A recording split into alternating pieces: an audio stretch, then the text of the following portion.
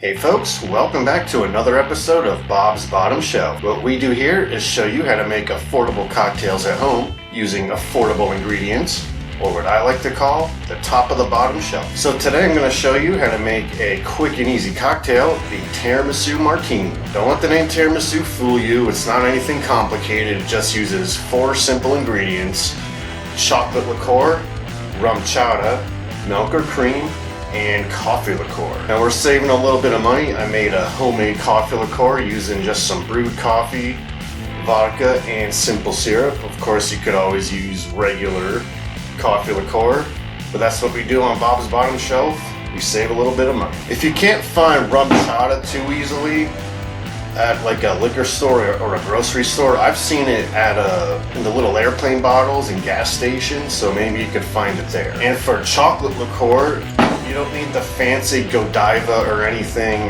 De Kuyper has tons of varieties, and their cream de cacao it's just fine for what we're making today. Alright, without further ado, let's go ahead and get started with our Tiramisu Martini. It only uses, well, like I said, 4 ingredients, but 1.5 ounces of everything, so it's pretty easy to remember.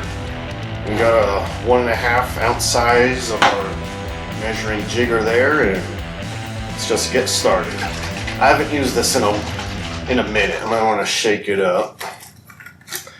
And being this one does have cream in it, it does say it expires. A lot of liqueurs don't really put expiration dates on it. This one does have one, but I smelled it. It smells fine. And we'll use 1.5 ounce of our creme de cacao or chocolate liqueur here. The only real difference between like a liqueur or creme de, it's usually, if it's creme, it just means it's a lot sweeter than a regular liqueur. 1.5 ounces of milk or cream. I imagine if you did actually use heavy cream, it would be a lot more thick. This is just 2% milk, so it won't be in an extremely thick drink. And last but not least, 1.5 ounces of our coffee liqueur. And then last thing we'll do is add some ice in here and give it a shake for about 15 seconds, and then put it in our martini glass.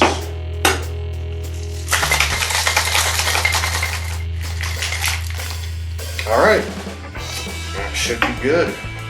Tiramisu Martini.